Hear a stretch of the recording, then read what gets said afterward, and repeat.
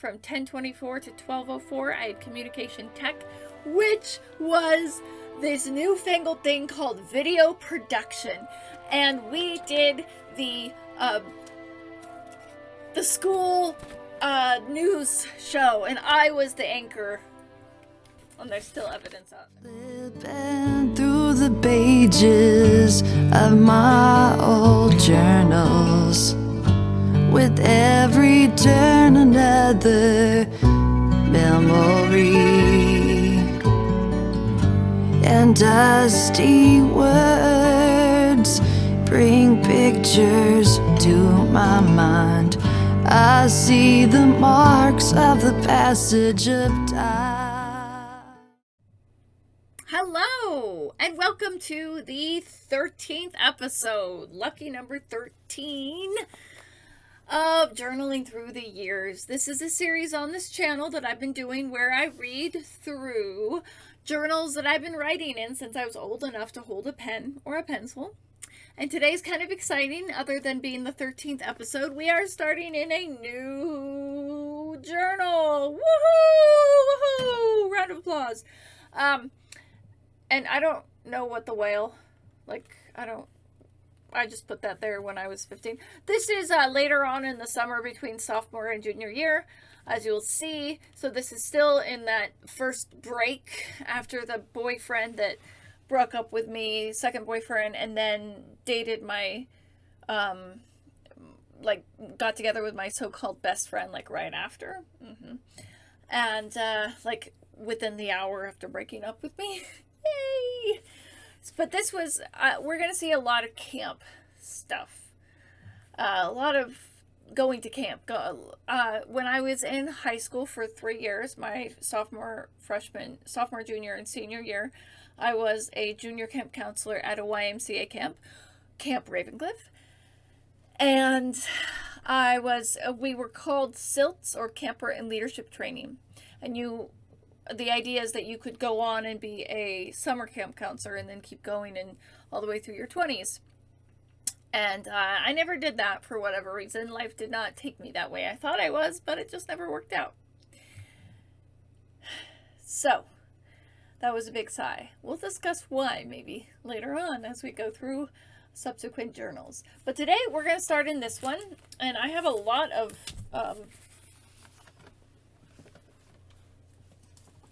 things, a lot of little fodder in this. So we're going to kind of look at this fodder. We'll read this later because it was stuck later on.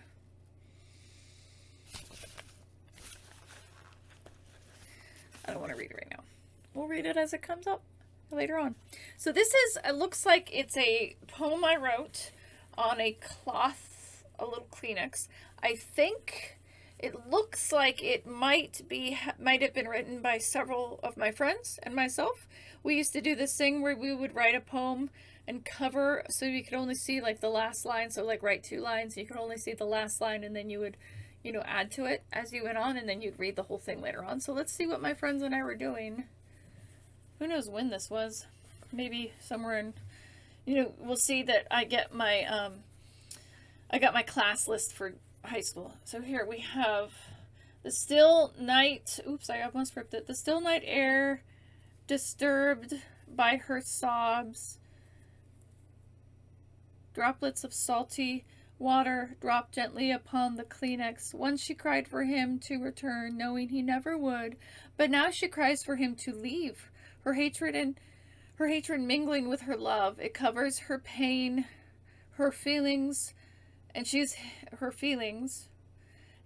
is hidden. She said it was over, yet she hasn't had time yet to say goodbye, to have her last cry, the song she never liked, but now it makes sense. So yeah, I think that was, junior year friends talking about various poems or something. I don't know. I remember when I started junior year, I had to face that best friend, and I didn't talk to her for several months, and I just kind of kept her way, which is so funny. This is a to-do list that I had. It looks like something more from or elementary school or middle school. So I don't know how it got in there. It must have just been there. Oh, I think this is an invite to a Christmas party from my mentors. They were the actual counselors that were watching over the silts and the class camper, learning about support or something like that. They didn't have silts. Actually were in a cabin with a bunch of kids. Clasps were like the ones that like cleaned out the bathrooms and did the cooking and things, and they didn't have to deal with kids so much like in an actual group. I never was one, but I was friends with same group of friends. We're all in the same age group. So this was like a Christmas party that we're all going to go to and stay overnight, and it says we have to have a waiver. So I don't know what's going on with that anymore. I don't know, maybe they weren't gonna, you know, but it's great. It says we had to bring money for pizza and a gift and all that wonderful stuff.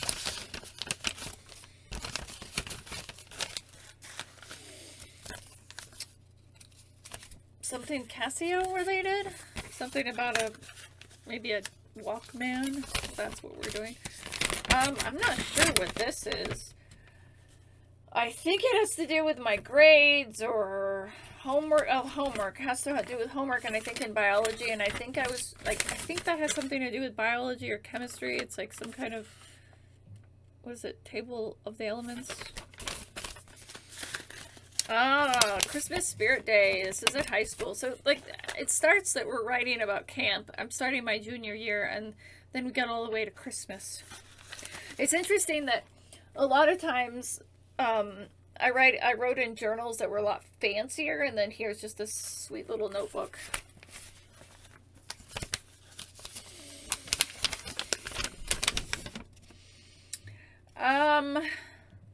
So here is something. This was a signed note that had to be signed for, I was going to be in a class about women's issues and men's issues. Well, for me, it was women's issues.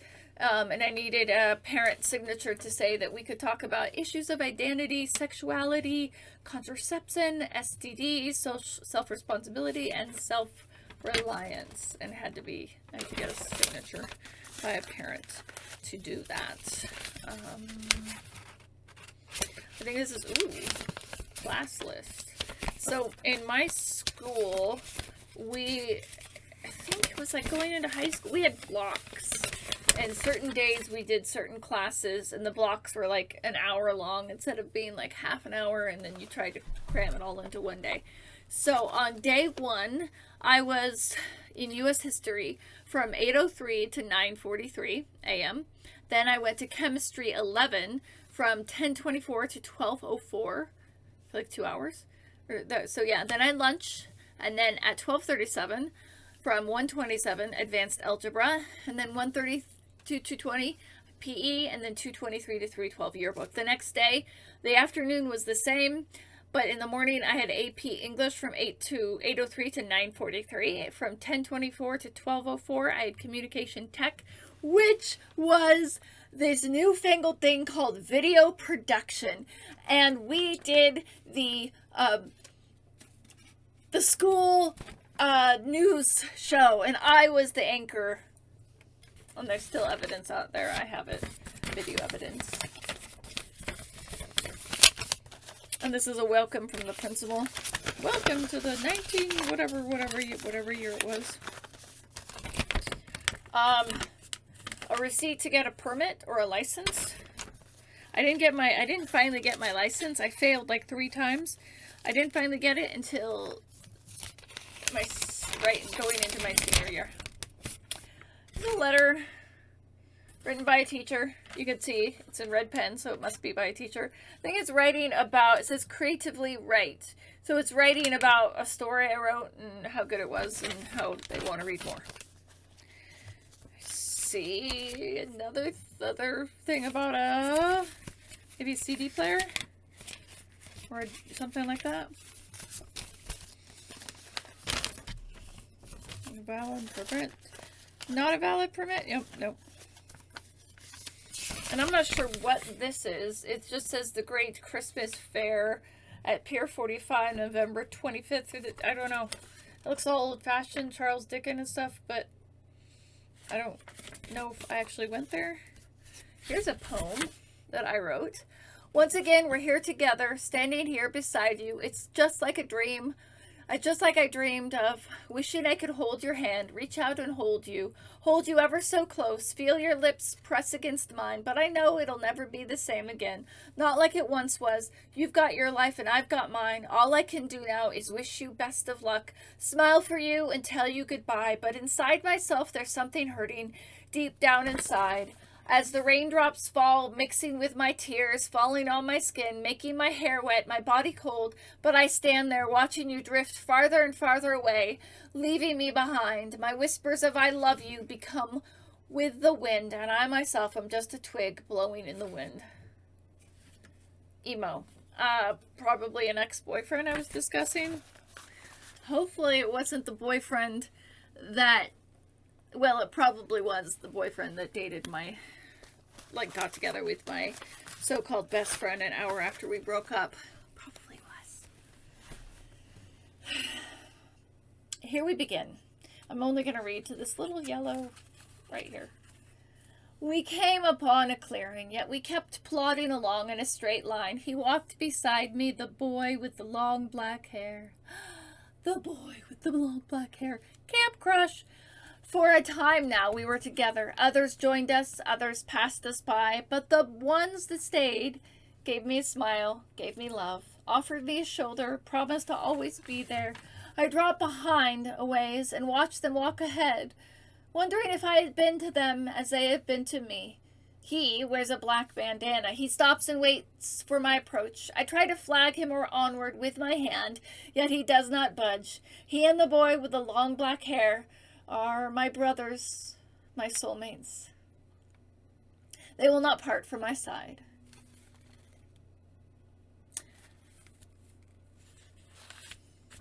So I want to talk about that. I was fortunate. I believe the boy with the long black hair, he doesn't have long black hair now, he's all grown up. And the boy with the bandana, the black bandana, I was able to kind of reach out and connect with them through Instagram and phone. I haven't had too long of conversations, but we reached out. And I was thinking about my life, looking back throughout our lives together, after camp, throughout our 20s, even 30s, and especially 20s, before I had my diagnosis, and even in camp. One of the things I look back on and realize that was always present, but I never noticed, was love. And I'm not talking about romantic love. I'm talking about just love. Like, you don't see it at the time for whatever reason. I never believed I was worthy of love. And yet I had it all around me. I had so much love. And camp was one of the places when I was in high school where I could see a sense of the divine, a sense of what unconditional, non-judgmental love was. And it was an escape from my reality. I'm writing about, I think I'm probably back home now, and I am at probably in school, and I'm remembering just probably when I should be actually paying attention to the teacher. I'm probably writing this and not paying attention, or loosely paying attention. So there it goes. So I'm remembering this. But I was going away to camp right around the time that I had my first depression break. And I think that was an escape. I could go away for 2 weeks and not be around the people from back home. And maybe not a lot of these camp friends knew where I was at, and they wasn't really something they knew that I was like. I probably had to go to get my medication, and at the time I was taking medicine for Ritalin, attention deficit disorder, and I was taking then at the time probably Prozac for the depression that I had my first break. So I would go to like the nurse every morning and get it, but they weren't paying attention. I mean, they were in high school as well. And I didn't tell them at that point. Maybe my camp best friend, she might have known. I might have told her. She might have been aware. But I don't know actually if she was there that year. She might have been. That might have been. She was a couple of years older than me, so she was probably there the first year as a SILT and then graduated. So I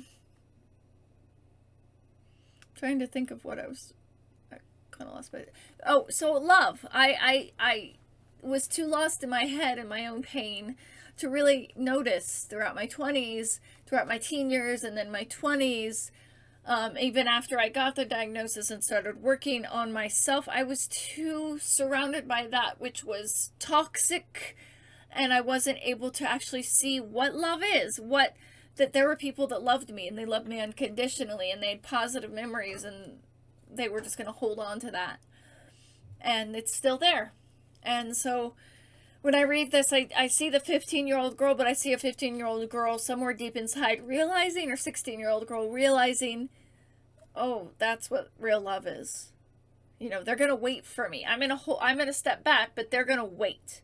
Maybe it was part of it because I was cute, but it also could, you know, okay, wait, why are you waiting? Come on. No, I'm going to wait for you. I'm going to wait for you to catch up and be with all of us. And I wasn't able to see that, and I see it now. That's love. Coffee with a straw. Keep the lipstick from smearing. We sat together in the moonlight, a fire burning low. Fear was not in our thoughts. Comfort was what we knew. Love was in our hearts.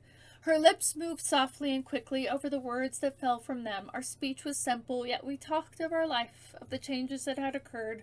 Over the years, we'd fallen in love with male creatures. Probably some girl from camp, maybe my camp best friend, maybe someone else, maybe my camp counselor. At some point, we were just talking, sitting there talking, and we brought up this voice, just life. I don't know. Who knows what girl that was? This is an interesting one. The four of them. The ones who have made history come alive. You watch them. You envy them. You wish you could crawl inside them. Know what lies behind those eyes. So restless, so loving. So first of all, I get FOMO. Back in the 90s, we didn't have a reason to do a lot of those kind of LOL, FOMO, fear of missing out, all that kind of thing. We didn't have internet or Instagram or anything. We didn't, it was all real life. But I think it was still, for me specifically, the wishing you could crawl inside someone else. I was never comfortable in my own body, in my own skin, until a couple years ago, until maybe even this year or last year, truly. And so, crawling inside or being somebody else, I always wish I had another life, a life that was safer, a life where I felt I was like I could see love, I could feel love, I could know my worth. I couldn't put it in words, but I think that's the subtext here for myself. I envy them. I wish I could crawl inside of them. I wish I could see the world from their point of view. Who are these people that made history? I have no idea. Maybe friends from camp. Maybe the camp best friend, the boy with the long dark hair, the boy with the bandana, and I don't know. Who knows? Or could be friends of mine from school, or could be people like some of the cast members of Beverly Hills 90210. I don't know. It doesn't really matter to me. I'm really taken by you envy them, you wish you could crawl inside them and know what lies behind those eyes. I wished so much that I could be someone else. And still I struggle with it. I still have the desire that my life had been different and I had been a completely different person. That day was the best of all days. The bus lurching forward like a bird, taking flight from its still branch, and on it soars, farther and farther, higher and higher, as my excitement mounts, climbing to the highest peak of joy. Negativity vanishes, hope fills my heart.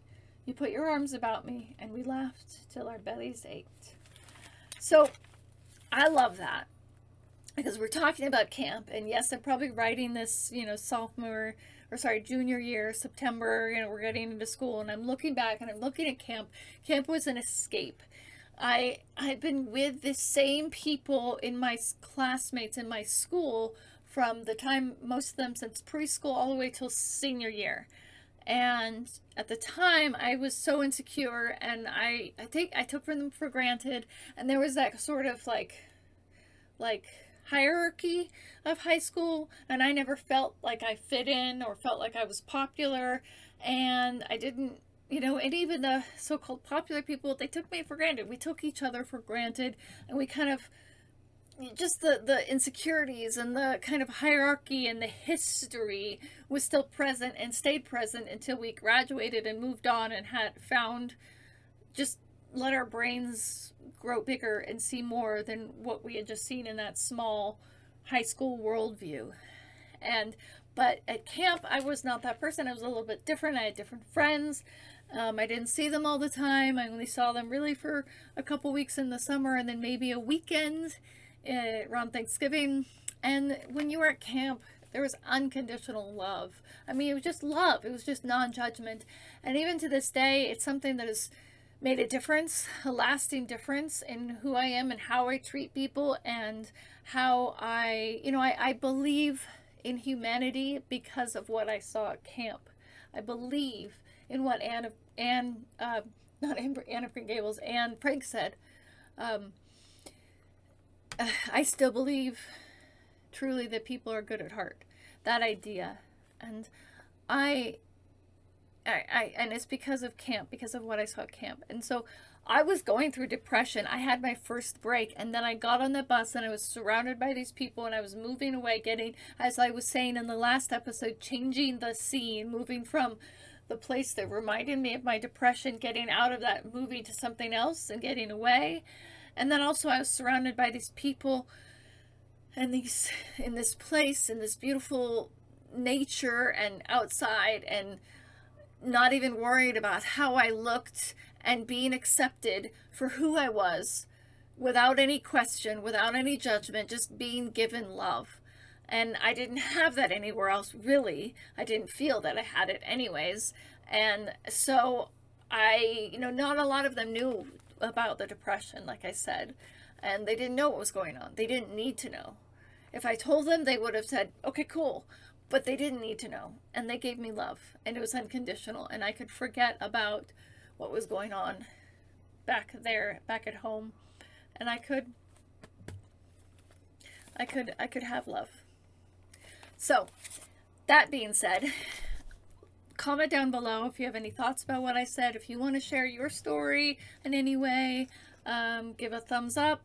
Share it out if you think it's valuable to other people. I can't get away from love. If I went to the edge of the earth, you'd follow me. I can't get away from love. If I go up to the heavens, you're there. If I make my bed in the depths, you're there. I can't get away from love. Baby, I was going barefoot in the summertime. Baby, I was falling asleep to the sound of rain. Baby, I was listening to the quiet of early evening. Baby, I was sipping coffee with a couple of friends. Baby, I was eating ribs at the rendezvous in Memphis. Baby, I was on my knees whispering promises. I can't get away from love. If I went to the edge of the earth, you'd follow me. I can't get away from love. If I go up to the heavens, you're there. If I make my bed in the depths, you're there.